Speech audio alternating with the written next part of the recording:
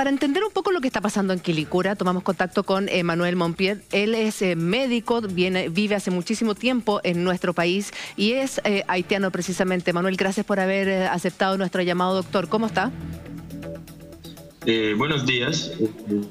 Muchas gracias a ustedes por invitarme. Estoy muy bien. ¿Y ustedes? Bien, doctor. Hasta el minuto todos bien, así que con harto ánimo y con ganas. Doctor, una consulta. Tengo entendido que usted incluso le ha ofrecido su ayuda a la Municipalidad de Quilicura y no ha obtenido respuesta. ¿Cómo analiza usted esta situación que están viviendo 250 haitianos en la comuna? Mire, primero, lo que pasa es que no fue directamente a la Municipalidad de Quilicura, ¿ya?, sino a una persona que tiene un cargo de responsabilidad en el sector salud de la municipalidad, ¿ya?, que quedó en que nos iba a devolver la llamada, pero lamentablemente no sé qué fue lo que pasó, no nos devolvió la llamada.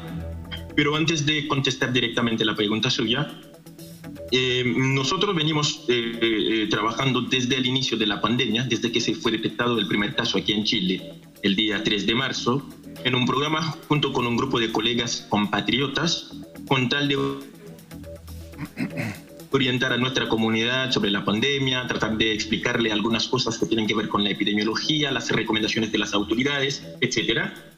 Y también venimos trabajando en conjunto con algunas organizaciones haitianas en lo que respecta a la orientación que habría que darle a la comunidad sobre dicha pandemia, sobre dicha enfermedad. Mire, nosotros lo que está pasando en Quilicura, nosotros lo estamos viendo como un grave error, sobre todo la forma que está siendo manejado. Y nosotros entendemos que las autoridades podrían haberlo hecho mejor.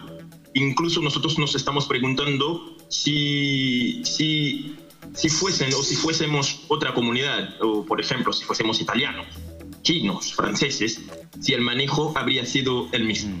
Doctor, nosotros entendemos esa preocupación, ese cuestionamiento que ustedes se hacen, y le pregunto, ¿dónde estuvo lo mal y cómo se podría haber hecho bien? Mira, la idea no es dónde erraron, sino por qué no se hizo de mejor manera. Por ejemplo, yo creo que la forma de actuar, cuando digo las autoridades me estoy refiriendo más o menos a las autoridades sanitarias comunales, específicamente. Yo creo que ellos pudieron haber manejado el caso de mejor manera, como por ejemplo, resguardar la privacidad no solamente de la gente infectada, sino también de la comunidad, porque tenemos claro que lo peor que puede pasar en el caso de una epidemia o en el caso de una pandemia, como es el caso del COVID-19, es sindicar a un grupo directamente o indirectamente, conscientemente o inconscientemente, como responsable, porque la mente humana, porque la historia lo ha demostrado, cuando nosotros como seres humanos nos estamos enfrentando a un problema gravísimo, el cerebro casi siempre busca a un culpable. Claro. Y nos preocupa a nosotros primero. Ese atropello, yo lo voy a llamar así, a la privacidad de esa gente ¿doctor? Diagnosticada, según las autoridades, diagnosticada, y también a la privacidad y a la consecuencia que ese manejo va a tener sobre la comunidad haitiana aquí en Chile. Doctora, y nuestro mayor temor es que terminen por relacionarnos con el COVID-19. Ya, perfecto. A ver, es que ahí le quiero hacer un punto porque me interesa que usted lo aclare también. ¿Es cierto que en el Facebook de la municipalidad se publicó el frontis de este CITE como un lugar de contagio? Sí. Incluso eso lo publicaron, no solamente lo publicaron con un mensaje que decía que fueron diagnosticados. No le estoy diciendo el mensaje textualmente porque no me acuerdo en realidad, porque lo borraron al día siguiente, que decía que fueron diagnosticados 14 vecinos haitianos y mostraron la imagen del frontis de la casa, el paseo y también unos vehículos que habían ahí. Me parece que son personas que fueron a sanitizar el lugar. Esas cosas no se deben hacer. La ley lo prohíbe. Toda la razón. Y ellos violaron muchas leyes. Ellos no respetaron tanto, no resguardaron tanto la privacidad, la dignidad de esa gente, pero también terminaron afectando la dignidad la reputación, la paz de nuestra comunidad. Porque nosotros entendemos que eso es como si fuera un esfuerzo por relacionarnos a nosotros con el COVID-19. Y eso es peligroso, es bastante peligroso. O sea, y a día de hoy hay muchos compatriotas que andan por la calle pensando o tratando, o con miedo, creyendo que los demás lo van a relacionar. Pero, doctor, con la enfermedad. Y ustedes saben que eso es. Yo no sé si es eso puntualmente, porque lo vimos en el caso de Vallenar. Sí. En el caso de Vallenar no estamos hablando de personas de nacionalidad de ninguna parte. Son chilenos comunes y corrientes que tuvieron la mala suerte de contagiarse y tener la enfermedad, y de que esa información se filtró y los vecinos que casi que los querían linchar.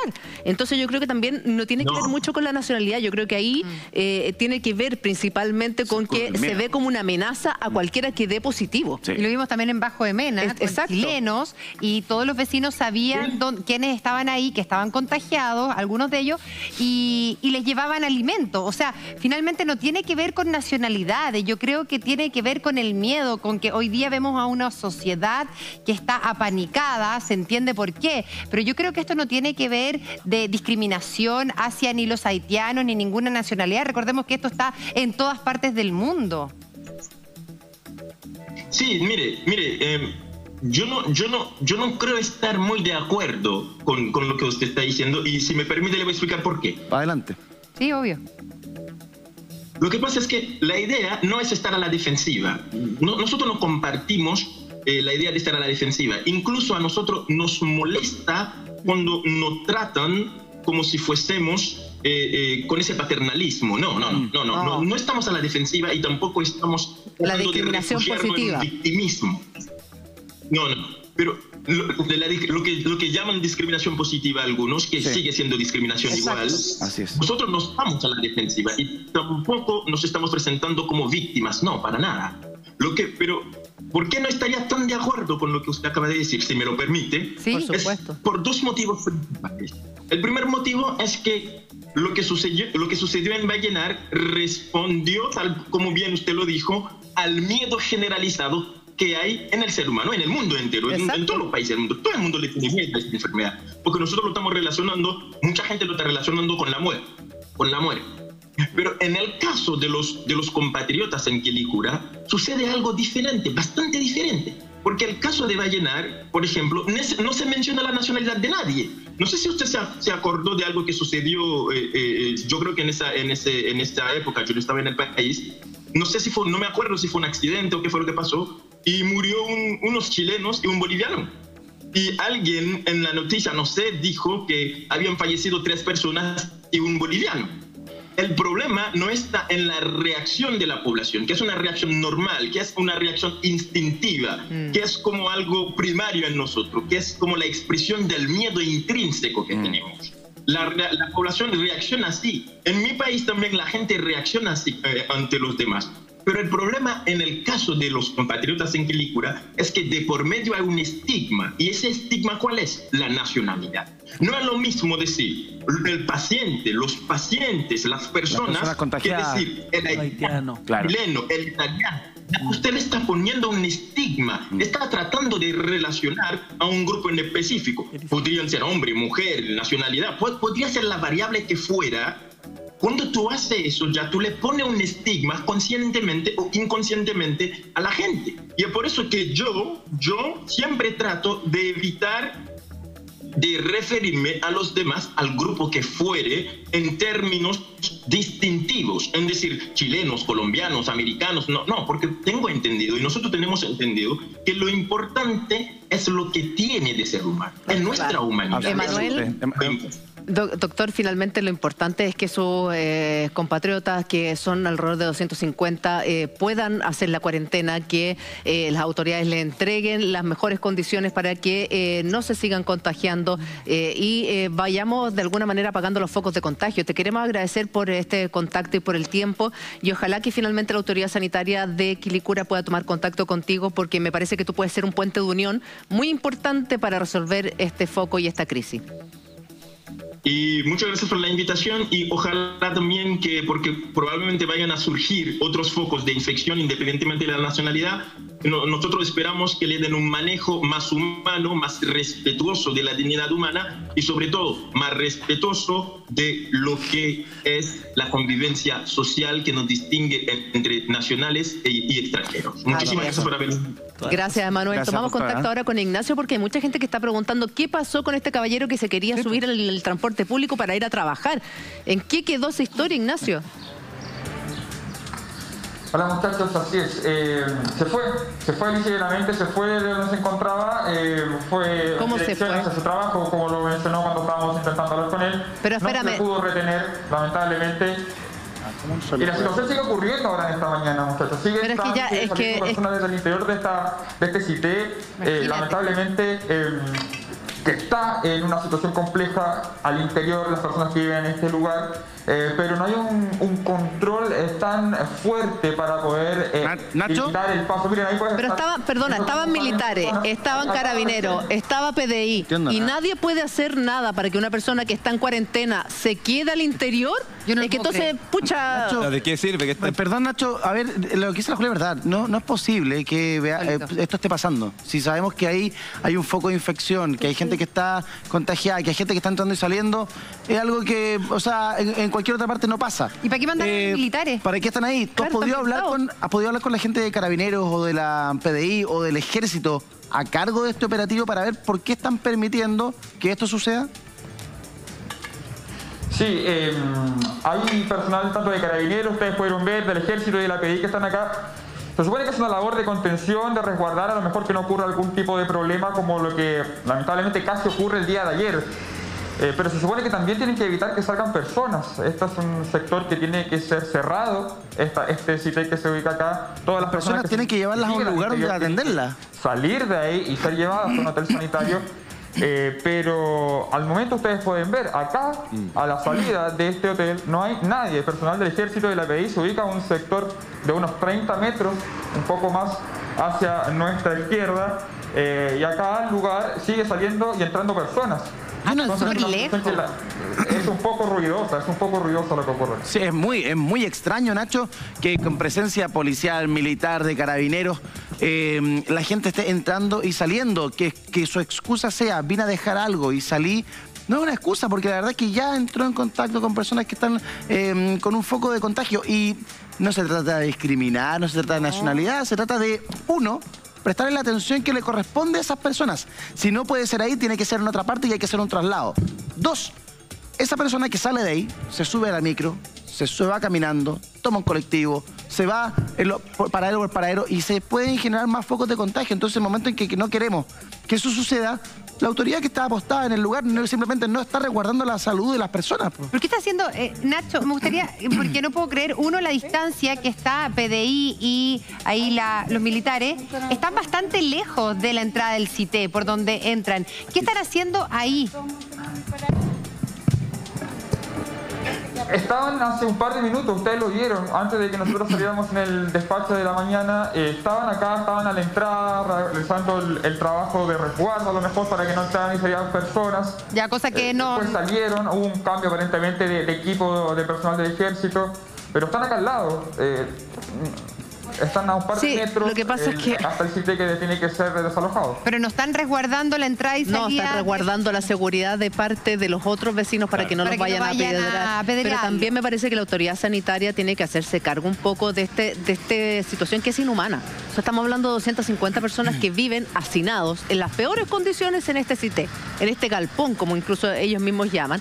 La posición que estas personas sigan saliendo a trabajar, a pesar de no estar con el test positivo, es una opción de que sean precisamente portadores de este virus y que los estén de alguna manera repartiendo en varias ciudades. Acá puntualmente nada tiene que ver con la nacionalidad, sino con que cuando estás en cuarentena, estás en cuarentena. Totalmente. O sea, no tiene que ver con de qué país eres, de la cultura, si entendiste o no entendiste. Y si a estas personas no les queda claro o tienen que salir precisamente a comer, porque es la realidad, no solo de haitianos, de muchos chilenos también y de otras nacionalidades, es que las municipalidades se acerquen lo antes posible para poder ayudar, ¿o no, alcalde?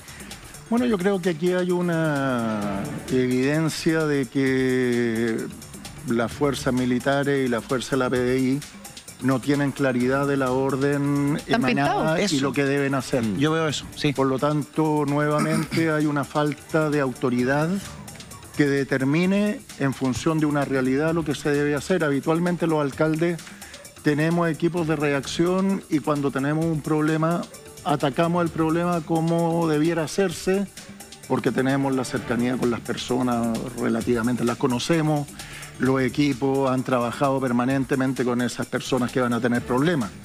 Pero cuando hay situaciones como esta y entran niveles superiores, que puede ser la PDI, que puede ser la Seremía de Salud, que puede ser las fuerzas militares, la autoridad local deposita confianza en la acción mayor. Claro. Y por lo tanto, si en la acción mayor hay falta de dirección por parte de quien comanda, yo en este caso no entendería cuál fue la orden que se le dio a los militares. Yo lo encuentro delicado. Supongo que debe ser para prevenir que no se repita las agresiones entre ciudadanos. Pero alcalde, perdón. Pero hay una cuestión superior, perdona, que es lo de la salud. Exacto. Y ahí la Seremi de Salud debería andar con la mascarilla, con los guantes, instalada ahí, administrando la crisis y determinando soluciones para garantizar por la acción de ellos la seguridad de los ciudadanos, para que en función de la información suministrada y lo que ven,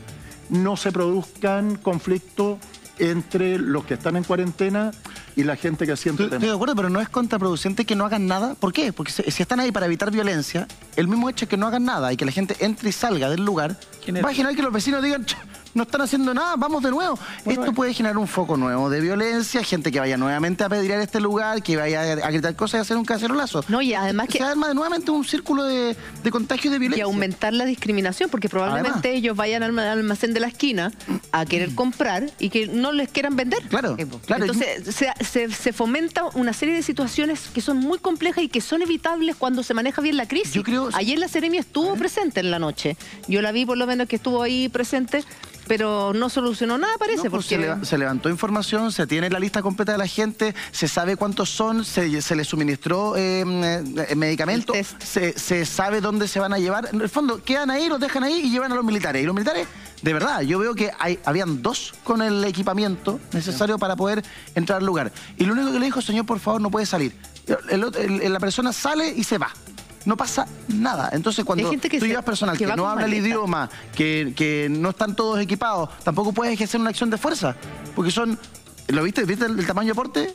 Sí. El chileno era de este porte y la otra persona era de este calado. Y el chileno como que le pide, por favor, váyase para adentro. Casi que no me dejen ridículo frente a la televisión, porque estaban todos los canales transmitiendo, no me deje aquí en ridículo. Y se fue nomás. Es que más allá de eso, de tamaño, fuerza, yo creo que tiene que ver con el punto que dice el alcalde, que ni ellos mismos saben cuál es su límite, hasta dónde pueden llegar, qué es lo que están haciendo ahí. Sí. Yo creo que tiene que ver, me hace más sentido que están resguardando, que finalmente lo que dice la Julia, que no vayan los vecinos a apedrear, que no veamos lo que pasó en Vallenar. Pero yo creo que ellos mismos también están atados de mano, porque no pueden hacer más si alguien quiere salir. Sí, pero es que esa discusión se te podría dar a nivel de Fuerzas Armadas y Policía. Fuerzas Armadas en toque de queda tiene mayores atribuciones porque tiene a su cargo la seguridad en toque de queda. Pero durante el día realmente la seguridad corresponde a las policías. El problema que tienes es que si aquí existe un cordón sanitario específico respecto a esta zona, y eso ahí sí le doy el punto al alcalde Cuadrado, que dice, aquí solamente sabemos que hay un problema, hay un punto y un foco de conflicto, pero ¿se ha decretado jurídicamente un cordón sanitario al respecto? ¿Qué medidas se puede tomar? Porque si no hay un cordón sanitario, obviamente cualquier militar o cualquier policía que tome alguna actitud de carácter violenta o represiva respecto a esto... ¿Se puede meter en problemas? Se va a meter en problemas porque no hay una estructura jurídica que proteja ese actuar.